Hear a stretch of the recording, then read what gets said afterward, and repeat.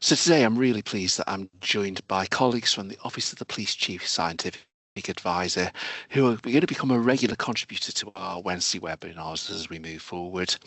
As you know, the idea of the Wednesday webinars is that we share information, knowledge, or tricks and tips that help colleagues across the whole of UK law enforcement and beyond to understand how digital data and technology is supporting the officers, staff, volunteers who are helping us to protect the public from harm, all aligned to the National Digital Data and Technology Strategy.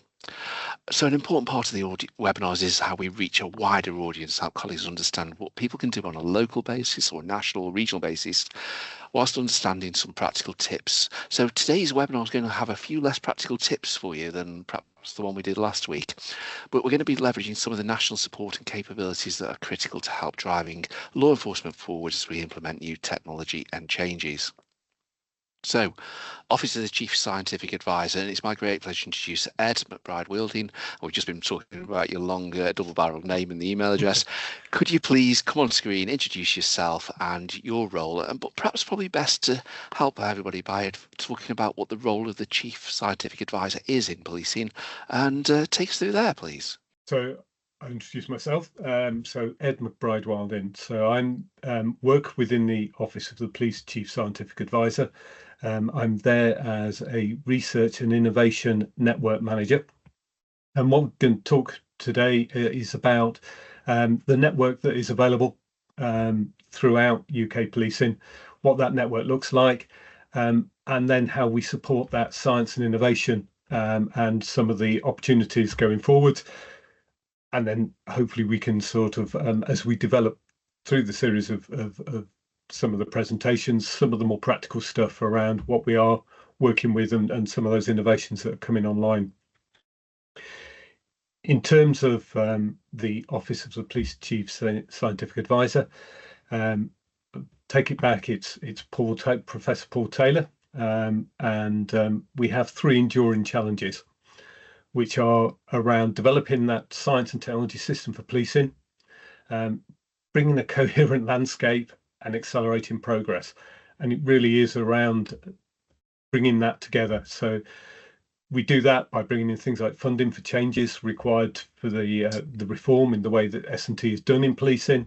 So we're looking at the whole way of how we structure that environment and upskilling the workforce and building the science profession for policing. So it's really trying to make a dynamic environment that we can bring forward science and innovation. We do that by breaking it down into three main areas, really. We have engage, evolve, and embed. So we're looking at how we identify initiatives in the first place, and then we start to look at how we can start to evolve those and make them work within policing, and then how we can embed those solutions going forward. So I'm going to talk briefly around what that environment looks like to help with that. Some of the examples of what we are doing in that space is around things like engage, some of the future stuff. We've got things like the future officer, and it might be anything from the uniform through to sensors on the uniform. We've got things like bringing together the policing areas of research interest. So there's for the first time we've brought that together across policing. We've got policing academics as centres of excellence. We'll talk a little bit more in depth around how they're coming on board and what they'll look like, and really building that profession. Then we've got some of the projects which we're looking at to evolve. So this is promising technology which isn't embedded yet. So things like beyond visual line of sight drones and UAVs and the work that's going on in that space. So it's been going on for a little while. There's been some great work with MPAS and Norfolk around that, but now it's expanding out. We've got other forces involved. The Metropolitan Police are doing work in this area as well, and there's trials going on in places like Southampton and more urban environments as well to understand some of those challenges. So we're supporting that stuff, things like control room AI, standoff knife detection. Really important piece of technology.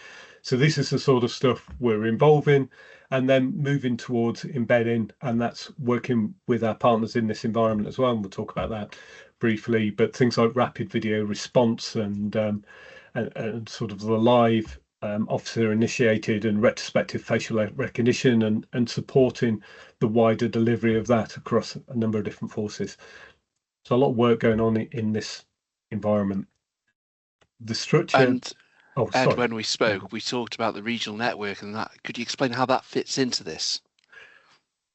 Absolutely. So to support that, we have this this regional network. So it sits under the Science and Innovation Coordination Committee, which is chaired by Mr. Vaughan. Then there is a delivery arm to that, which is the National Science and Innovation Board, chaired by DCC Snuggs. And then under that, we've got support from the Office of the OPCSA. That's sort of myself and colleagues like Annie Esslin, who looks after the research and futures side. And then we have that regional support. So we have a regional innovation coordinators. There's 11 of those. So we have 9 regions, but we also have CT policing, and we have the NCA sitting within those regional innovation coordinators. There's regional futures coordinators that sit alongside them as well. And we also have regional science and innovation managers, which I'm going to dig into a little bit more in a sec.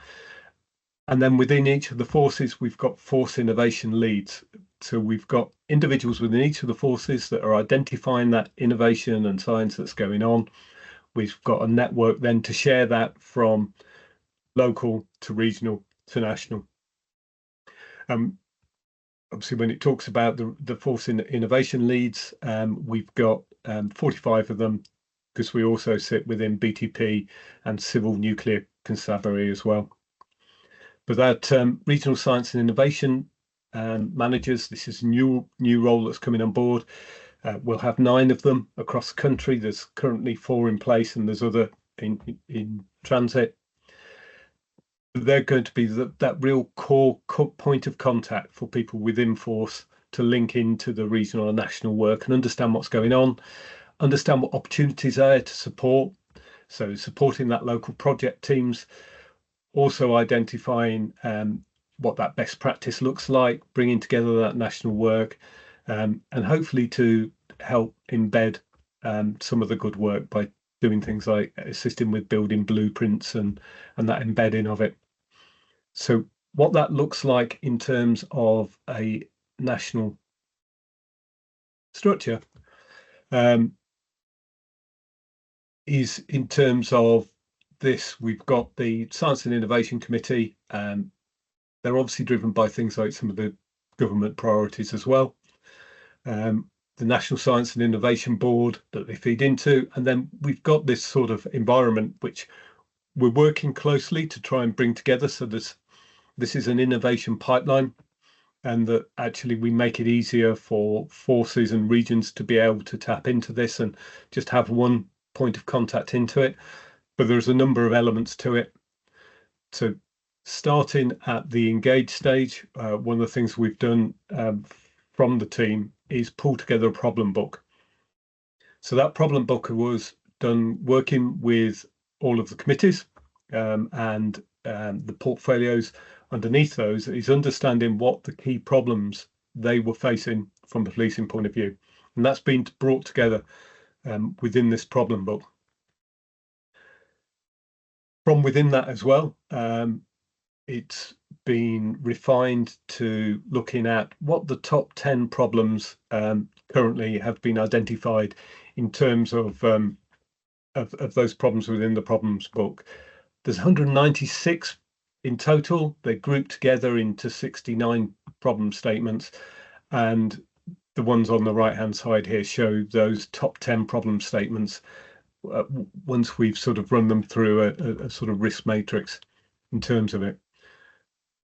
What we're then doing with each of those is starting to understand what work is going on nationally and what innovation is taking place within each of those different problem statements. What that actually translates to is some deep dive documents which we're putting together We've done 4 of them now. So we've done one into violence against women and girls. We've done one in relation to knife crime. We've got this contact management demand.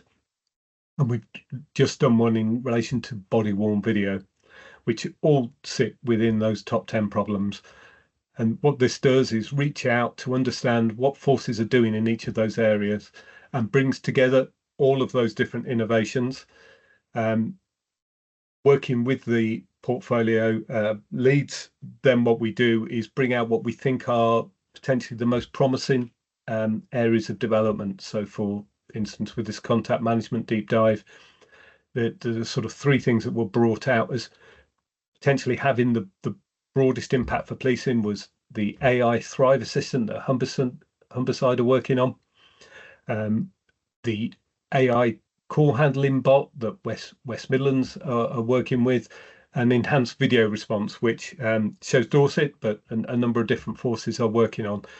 And this is some of the more cutting edge technology which forces are potentially using to really start to impact on these areas. Things like the AI call handling bot within West Mids started off managing 10% of their 101 calls and has now moved to answering 100%.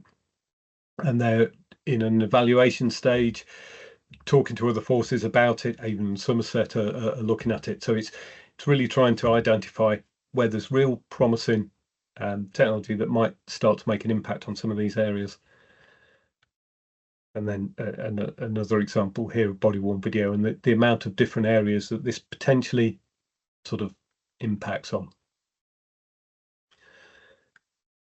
To support some of this work, particularly at this early stage, we have the National Science and Innovation Board Test and Learn Fund. So this is an example of one of the funds that I'm going to talk about. This is the timeline for it. This allows forces to put in bids for funding to support a quick test and learn 12-week sprint in relation to anything that could be quite promising in this area. This is really what we talk about technology levels, and this is for the lower stuff. This is really to try and learn what might work, might not work, and this is funding to have a 12-week sprint to explore that technology and understand whether it might have potential within a policing context. So this is potentially quite exciting for the development of new ideas, and it really is along that fail fast sort of approach.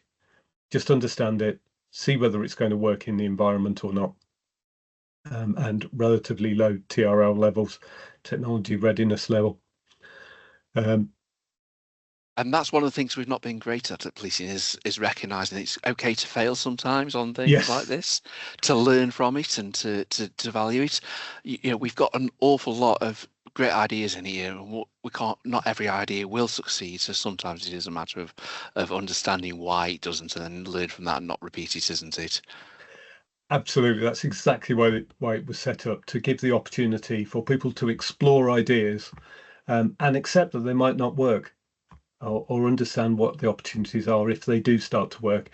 And it might be that if it is something that shows good promise, then that leads on to potentially some wider funding to help develop it further. That's great. And we need to move on a little bit, but you mentioned also something around the futures of what was coming. Yeah, no, absolutely. So I'm going to very quickly go through this. It's a very busy slide. But we do a lot of work within the future space as well. As I said, my colleague Annie Eslin is sort of coordinating some of that stuff on a national basis. We have regional futures coordinators, and this brings together a number of different elements. So looking at some of those real future technologies that might start to impact on policing. On the left-hand side of the slide there, it's got that overview, which was of work that's been conducted by the College of Policing, looking at some of those future signals and threats. We look at different models of how you might look at it. So those sort of 5 levels of foresight maturity. We've got mapping of chronic risks. lot of work going on in the future space. Obviously, not time to talk about it now, but it just shows that we're not just looking at our current problems. We're trying to identify what those future challenges for policing are going to be as well, and start to work towards looking at those in a structured way. To assist with that, we've got the Policing Academic Centres of Excellence, which have now been set up. So the announcement will be going out during this week to a number of them that have been successful in their bids to set up these Policing Academic Centres of Excellence.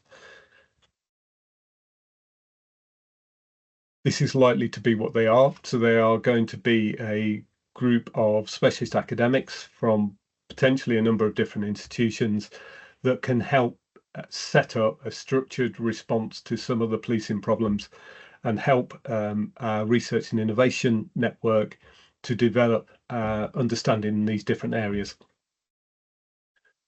What that might relate to is looking at things like producing that final output in terms of workshops or events, training materials, so that policing understands some of the challenges more, those written reports into particular areas of business, and really trying to support the work that we're doing and understand from an academic point of view where those opportunities lie.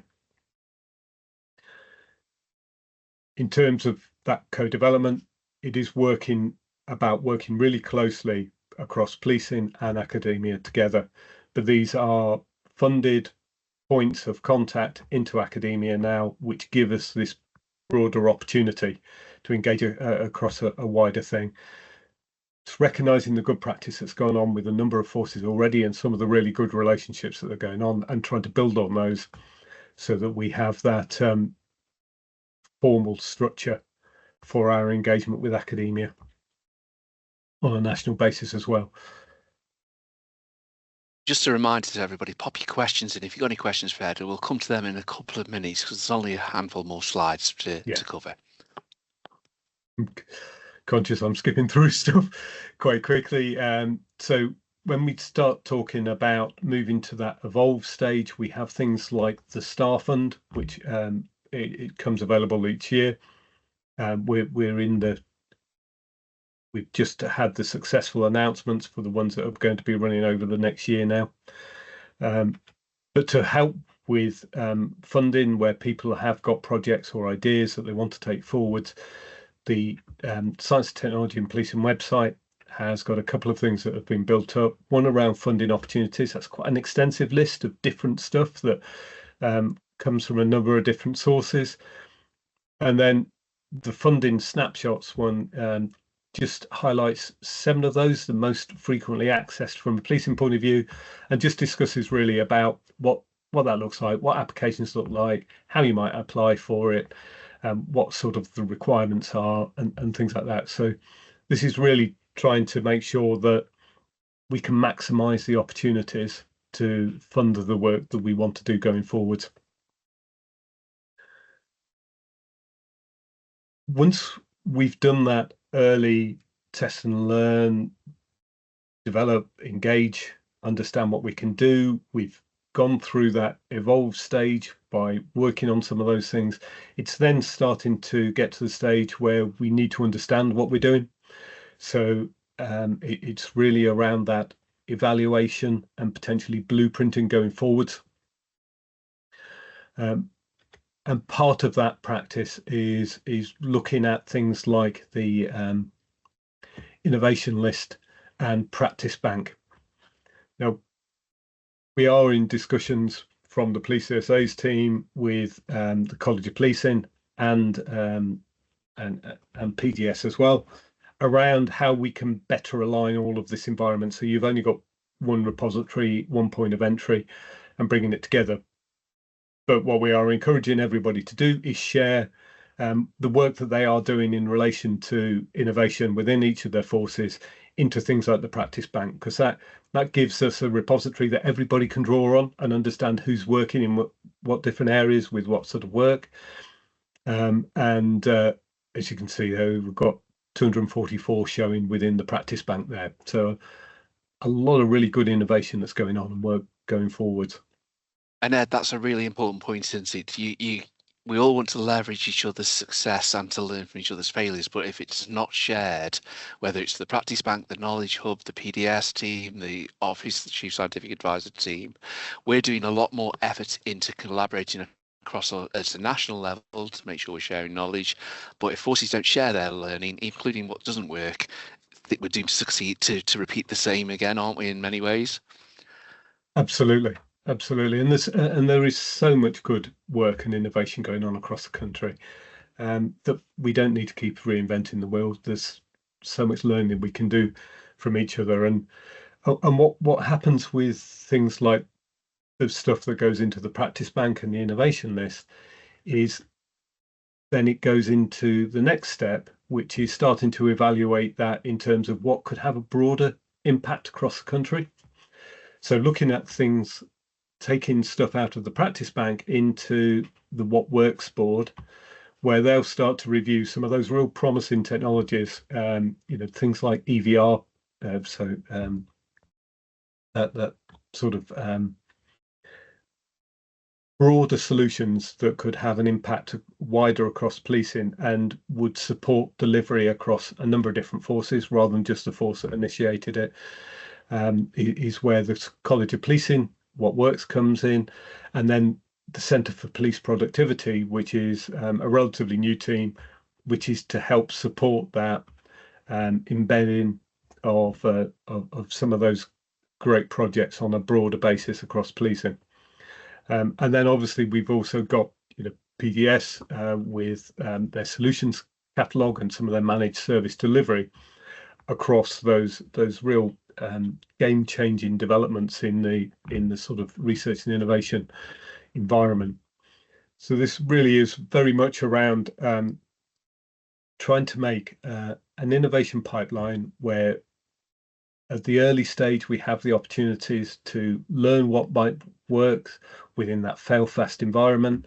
Once we've identified what has potential, being able to develop that and have that funding to be able to develop it into a working model. And then once we've got that, evaluating it properly, blueprinting it, bringing it through to College of Policing, PDS, and those other mechanisms that are in place to really help embed that sort of good practice across all of it. I suppose the other thing I just wanted to highlight as well was communication channels. There are a number of different communication channels which are open, and that comes from ChiefsNet and the Research and Innovation Network, with a number of really useful links to things like the problem book and the innovation list. Also lists of all of the contacts within each of the forces in terms of the research and innovation leads, and the regional innovation coordinators and the regional science and innovation managers. So that network, the contacts are within there. There's pages on the Knowledge Hub in relation to the Office of the Police Chief Scientific Advisor and some of the stuff that's going on. And I really would encourage people to do is look at things like the PDS force collaboration channels within teams, because that's where a lot of dynamic knowledge sharing takes place. Some really good channels in there. There's a specific innovation channel, and that's where we can start to discuss some of the bits and pieces that are coming up, and you'll find out a little bit more about what's going on. And that's, again, one of the commitments we've made as organisations, isn't it, to work together. We've got a channel with 3,000 people in. We want to inspire others to put their ideas in, and share ideas, and perhaps develop ideas on from others, aren't we? Absolutely. And, things like a really good example of that is robotic process automation. A number of forces started developing it. But it's got to the point where now there is a level of national coherence in what we're doing. We've got a lead in Gillingham, Routledge in Lancashire, and we've got, we're pulling together across organisations good practice and understanding who's doing what in what space. So we can really start to understand specific areas of business and where the opportunities lie. Thanks, Ed. And we have got a question in. I'll How stop. do we get it? get sharing. access to read the problem book, innovation list, and the practice bank? So I'll share through this afterwards some of the contacts into it. It's through ChiefsNet, which I know previously people may not have access to, but it is open to policing across the board, despite the title.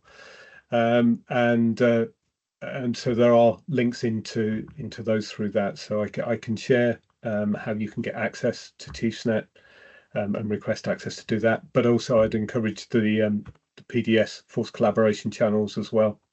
And And again, once that's this something to be shared. recording's ready, Ed, we'll do is link together and we'll post the recording into that channel for this video with the links and all the guides that you need so you can be able to find it. And remember, you can search in a channel for that sort of thing. So even if you don't see it, as soon as it comes up, come back in a week's time or so and you will be able to find all those links in there. Absolutely. So I mean, and this was very much about just giving an impression of the environment that is there. And hopefully, as we move forward, we can start to dig in some of those innovations a little bit more to understand who is doing some of that exciting work on a national basis. That's brilliant. We'll keep the questions coming in. We'll put them to Ed, and obviously you can go into the channel afterwards to pick on anything. We are getting towards the half past the hour, and you know how we know that you only like these for about half an hour. It's just a reminder that we're actually, again, another element of collaboration is the National Police Chiefs Council Innovation and Digital Summit, which is taking place in October 2025. If you're in a force, it will be free to attend, but there will be limited places. So it's probably best to pre-register your interest now so we can go back into the forces and work out who's going to be able to attend and cover that. It's a big event. There's going to be probably up to 600 people there. A real mix of people from police law enforcement, not just technologists, but people who are using the technology, but also lots of the suppliers who are key to helping us do this. And hopefully Ed and the team from the Office of Chief Scientific Officer are definitely going to be involved in helping us shape the agenda in coming weeks. And if you're a supplier, make sure you pre-register as well, because if you want to be an exhibitor at the event, we'll be getting out with the details of that very, very soon. And remember, you can always reach out to the network, to your business engagement officers, managers in PDS. We can connect to everybody as we go forward. Other things coming up, there's always more events coming up. Head over to the PDS website. Share knowledge, though. The big ask from myself and Ed on this one is please share this, not just with your immediate team, but with others. Post these links to others who are working in policing, who've got ideas. This is perhaps a help to get them innovate. Ed, have you got a final message for what you'd ask people to get involved in? Absolutely.